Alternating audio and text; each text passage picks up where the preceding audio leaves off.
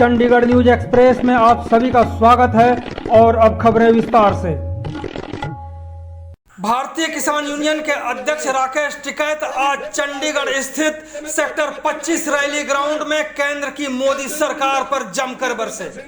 इसके पहले राकेश टिकैत ने चंडीगढ़ प्रेस क्लब में पत्रकारों से बातचीत करते हुए कहा कि सरकार पाबंदियां लगाकर बंदूकों के साए में काम करना चाह रही है। टिकैत ने स्पष्ट किया कि दिल्ली की सीमाओं पर बैठा किसान अब धरने से बिल्कुल भी उठने वाला नहीं है। पत्रकारों से बातचीत में उन्होंने यह भी कहा कि 5 सितंबर को मुजफ्फरनगर में राष्ट्रीय किसान महापंचायत होने वाली है, जिसमें मिशन यूपी का बिगुल फूकेंगे।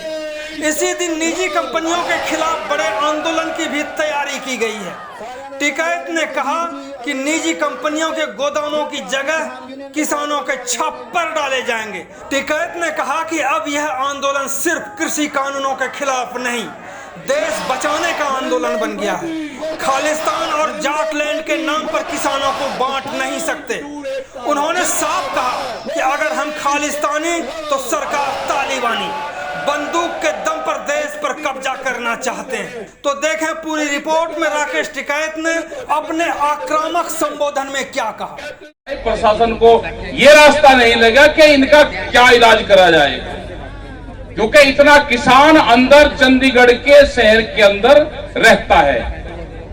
और ये एक बड़ी जीत है कि किसी शहर के अंदर आंदोलन चलाना, और जो आप यहाँ पर चलाते हो वो 6 बजे से जो 8 बजे तक का जो आपका प्रोग्राम है, वो पहले आप अगर जाते थे घूमने तो आप झील पे जाते थे, लेकिन आज जो प्रोग्राम हो रहे हैं वो चौराहों के ऊपर हो रहे हैं। जो बहनें उसको लीड कर रही है, हम धन्यवाद करते हैं उनको। और ये पूरा एक मिसाल आप लोगों ने कायम करा है यहाँ पे चंडीगढ़ को, पूरे देश को दिखाया कि चंडीगढ़ शहर के अंदर जो पोस्ट कॉलोनी है उसमें आंदोलन चलाना जानते हैं हम।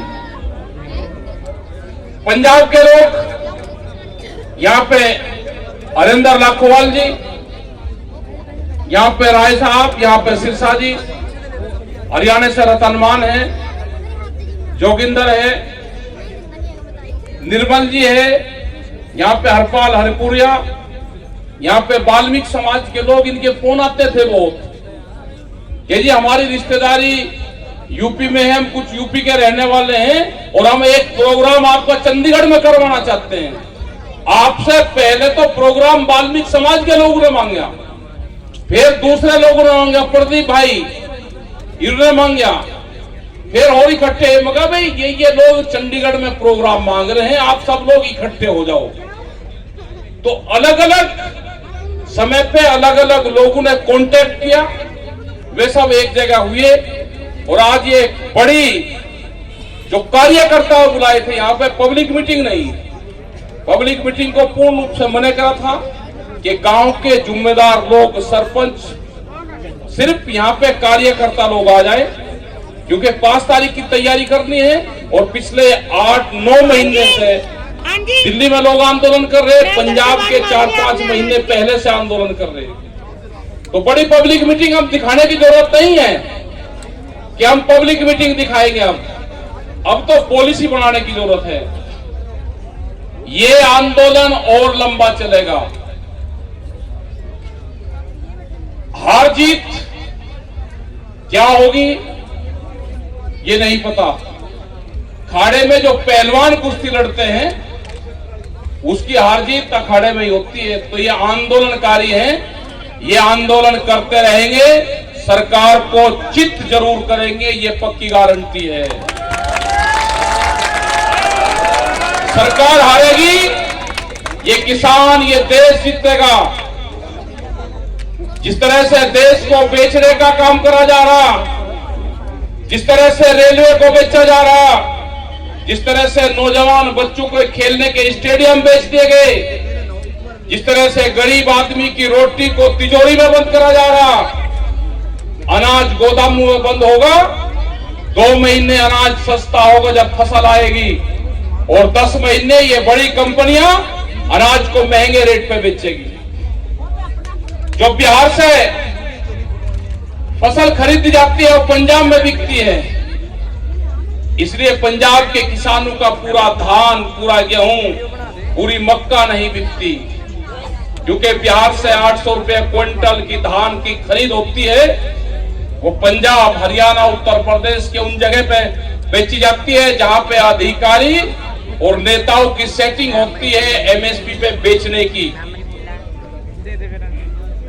हमने सरकार को कहा है कि जब तक एमएसपी का गारंटी कानून नहीं बनेगा, बाजार खरीदो या सरकार खरीदो, इससे कम पे खरीद नहीं होगी। जब तक 3 काले कानून वापसी नहीं होंगे, ये किसान अपने घर वापसी नहीं करेगा। जिस किसान ने 9 महीने तक आंदोलन चला दिया, वो आने वाले 9 साल भी आंदोलन चलाएगा। ये वैचारिक क्रांति है। भारत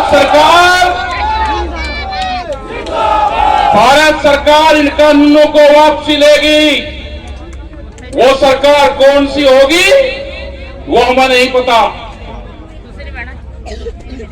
ये जो सरकार है ये गलत फहमी में है, ये बीजेपी के लोग गलत फहमी में है कि हमारा विरोध करके आप पर्चे दर्ज करोगे हमारे लोग के ऊपर।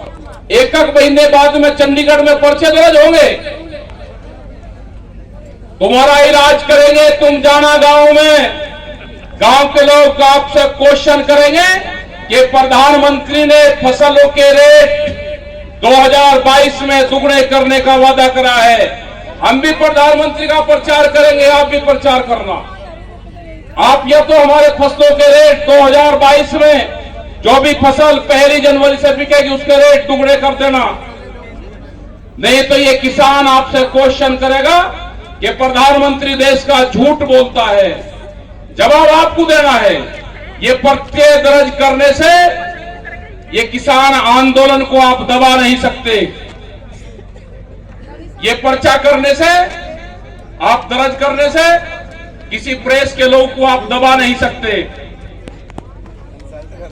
कैमरा और कलम पे बंदूक का पहरा, ये सरकार अगर किसी पार्टी की होती, ये सरकार अगर बीजेपी की होती तो वो बातचीत कर लगती।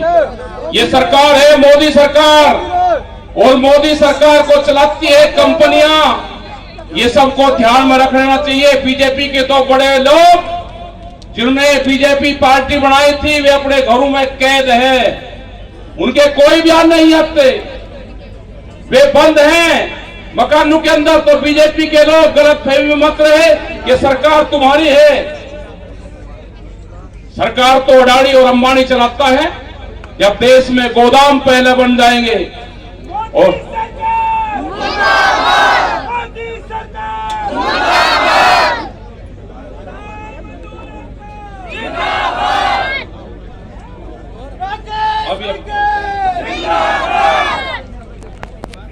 ये जो सरकार है ये मोदी सरकार है, और मोदी सरकार को कंपनियां चलाती है और कंपनियों का ही पैसा बैंकों में लगा हुआ है। गणित समझ लेना, वे कंपनियां कर्जा बढ़ाने की बात करेंगी कि जिस पे 5 लाख का कर्जा है वो 10 लाख करवा लो। ये जमीन छीनने का प्लान है। जिस पे कर्जा 2 लाख का है वो 4 लाख करा लो। हमें फसलों के रेट चाहिए, कर्जा नहीं। ये नारा भी संयुक्त मोर्चे का हमारा है। ये चंडीगढ़ के आसपास के लोग जो कहते हैं कि हमारी जमीनें बहुत महंगी होगी, आप बेचो अपनी जमीनें, लेकिन तुम्हारी आने वाली पीढ़ी भी उस जमीन को कभी खरीद नहीं सकती जिसको आप बेच दोगे। आप कोई व्यापार कर लेना कहीं पे भी, जब भी किसान ने जमीन बेची वो जमीन कभी खरीद नहीं सकता। अपने जमीन आपकी शहर के नजदीक आ गई, आपने खरीदी नहीं हो, आपके पूर्वज जमीनों को हमको दे के गए हैं, हम आने वाली पीढ़ी को दे दें तो वही आपकी बचत है। आप अगर समझौते करो, किसी बिल्डर से समझौते करो, उसमें व्यवसाय करो, अपनी मार्केट बढ़ाओ जिसपे किराए पे दोगे, आप बेचने का काम मत करो। आप जब ही बच सकते हो। ये आंदोलन चलता रहेगा। हमारी बहनें यहाँ पे हैं जिन्होंने आंदोलन में राजकोट गिल, ये आंदोलनकारी है सब, हमारी और बहनें हैं और बच्चे हैं। बाबा जो आंदोलन कर रहे हैं वहां पर अकेले ही डटे हुए हैं। एक दिन तो अकेले ही सड़क के बीच में घुमटा गाड़ रखा था बाबा लाल सिंह। ये तो आंदोलनकारी लोग हैं, आप इनको डराने का काम करोगे? ये ना किसान डरेगा, ना हमारी बहनें डरेगी, ना ये किसानों के बच्चे डरेंगे। ये तो जन जागरण अभियान पूरे देश में हो चुका है। मुजफ्फरनगर में 5 तारीख की बड़ी पंचायत है। जो लोग 3 तारीख में आ जाएंगे वो पूरा माहौल देख लेंगे। जो लोग 4 तारीख में आ जाएंगे वो जगह देख लेंगे मीटिंग कहां है। और जो लोग 5 तारीख में आएंगे वो ये कहते हुए जरूर वापसी आएंगे, भीड़ बहुत थी, हम आगे तक जा नहीं पाए। तो लोग तो वहां पे 3 तारीख से डेरे डाल देंगे अपने। वहां पे टेंट का आज से शुरू हो गया है काम। तो जो आज से टेंट का शुरू काम हो गया, 5 तारीख की मीटिंग है, तो टेंट कितना बड़ा होगा। लेकिन उस तरह के हजारों टेंट भी लग जाएंगे तो भी भीड़ नहीं आएगी। ये भीड़ तो कई 100 किलोमीटर दूर तक रहेगी। पूरे शहरों में भीड़ रहेगी। व्यवस्था बनाई है जितनी बनेगी। करीब 500 के आसपास भंडारे रहेंगे जो भोजन बनाने का काम करेंगे। वहां पे एक व्यवस्था है, यहाँ पे तो बाबे भंडारे चलाते हैं गुरुद्वारे से। वहां पे हम जो झटका मारते हैं उधर हर गांव के लोगों को व्यवस्था दे रखी कि आप अपने गांव से भोजन लो, पत्थर लो, अपने आदमी लो, हिलवाई लो और खाना बनाओ और बांटो। तो ये जो सीख ली है टिकैत साहब ने जब कहते थे वाहेगुरु जी का खालसा वाहेगुरु जी का फतेह। टिकैत साहब हमेशा कहते थे कि युद्ध भूख हड़ताल से नहीं जीती जाएगा, जंग सरकारों से अगर लड़ाई है अधिकारियों से तो लंगर चला के, भंडारे चला के, उनके बाहर पूरी आलू की सब्जी और लस्सी शीत पी के ये आंदोलन चलेगा। क्या पता 10 दिन चलाना पड़ जाए। भूखी फौज जो भूख से फौज होती है तो 1 दिन लड़ सकती है और छकी हुई फौज 9 महीने लड़ सकती है। सत श्री अकाल जी। दूसरी और बड़ी बात, जितने बाबे जो लंगर भंडारे चलाते हैं, हम समझते थे कि ये नेता भी होंगे, ये तो मंच पर बैठे करेंगे, स्पीच दिया करेंगे, किसी का और का नंबर आएगा ही नहीं। ये अजीब मामला है, बाबा मंच पे बैठते ही नहीं। वे कहते ना हमारा तो जो भंडारे का काम है, जो लंगर चल रहा, वही हमारा सेवा है। तो ये बहुत बड़ी देन गुरुद्वारों की है, इनसे बहुत सीख मिली है। पंजाब के किसानों से वहां के लोगों ने बहुत चीज सीखी है। हमने कहा कि पंजाब के ट्रैक्टर देखो, पंजाब की ट्रॉलियां देखो, पंजाब के लोगों को देखोगे किस तरह से ट्रॉली को बांध कर जाए। तो वहां पे भी शिक्षा जो आदान प्रदान पंजाब, हरियाणा, उत्तर प्रदेश और पूरे देश का हुआ है, जो मान सम्मान सिख बिरादरी का बड़ा है और सिखों का और गुरुओं का खाप पंचायत से हरियाणा और खास करके पश्चिम उत्तर प्रदेश, राजस्थान से गुरुओं का बड़ा तालमेल रहा है। जब बाबा गुरु गोविंद सिंह जब यहां से नांदेड़ गए तो वे सोनीपत को होते हुए गए थे। सोनीपत से दिल्ली, उस रास्ते से नांदेड़ गए। सोनीपत में जहां धरना चल रहा है सिंगू बॉर्डर, उसके पास में एक गांव है नाहरी। वे उस गांव में गए, वहां पे रुके। वहां पे खाप पंचायत का गांव वो था, क्योंकि गुरुओं का संबंध खाप पंचायत से रहा है। उन्होंने कहा कि भाई हम यहां से अब जा रहे हैं,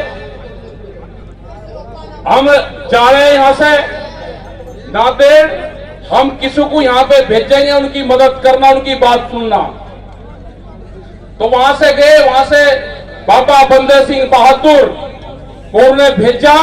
उन्होंने कहा कि दिल्ली से आगे चलोगे तो गांव सोनीपत डिस्ट्रिक्ट में गांव नारी है, उनको रास्ता बताया। बंदा सिंह बहादुर वहां पे 3 महीने रुके नारी गांव में। वहां से वे जींद गए, सोनीपत गए, हिसार गए, वे सिरसा तक गए, मुजफ्फरनगर गए, मेरठ में गए और अपनी फौज तैयार करी। जो खाप पंचायत की फौज थी 4700 जो सैनिक थे खाप पंचायतों के, वे बंदा सिंह बहादुर के साथ में यहां पर आए और सरहद को फतेह किया। चंडीगढ़ न्यूज एक्सप्रेस के साथ बने रहने के लिए आप सभी का बहुत बहुत धन्यवाद।